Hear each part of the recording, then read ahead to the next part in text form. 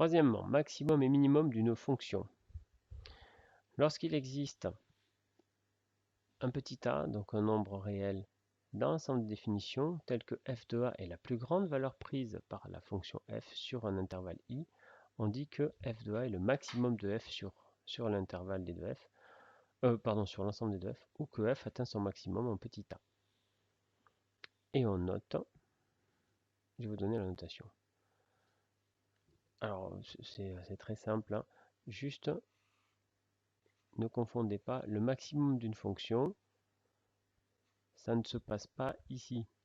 Non, ça se passe là. Ouais. Le maximum de cette fonction, on l'a déjà vu, hein, cette notion, on la revoit, ce n'est pas 4. Hein. On s'en fiche que le x il soit bloqué à 4. Hein. Le maximum de cette fonction, c'est cette valeur-là. Disons que c'est 3. Hein. Mais plus important, enfin, au moins aussi important que le maximum, c'est quel est son antécédent. En quel point, donc ici on dirait que c'est en 1, en quel point ce maximum est-il atteint?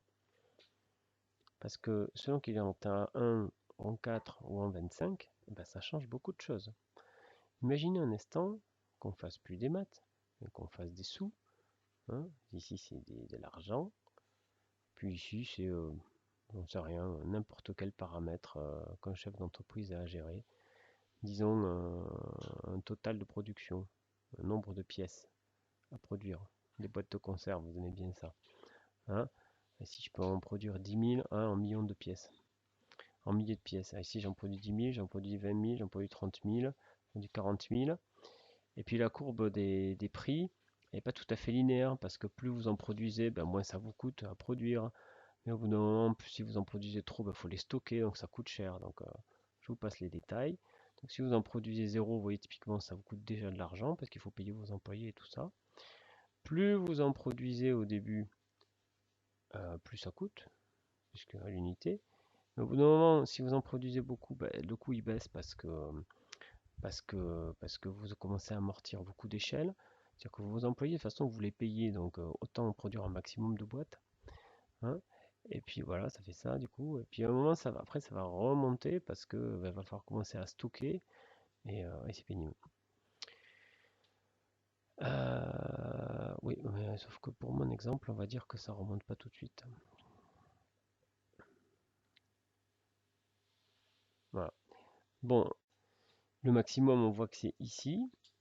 Du coup, notre chef d'entreprise, bah, il a intérêt d'aller chercher le maximum puisque c'est ça, c'est l'argent qu'il gagne. Donc il veut le maximiser.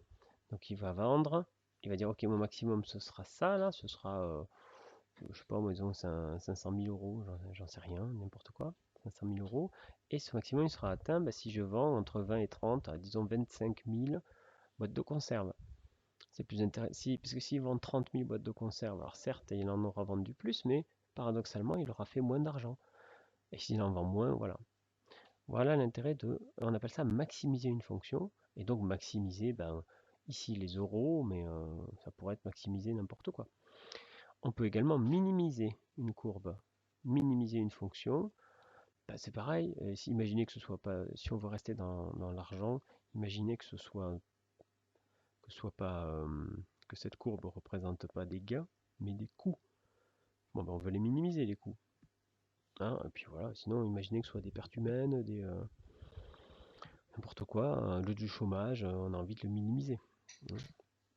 Alors sur cette courbe, le maximum c'était 3 qui était atteint en 1 et le minimum, ben, on voit qu'il est ici.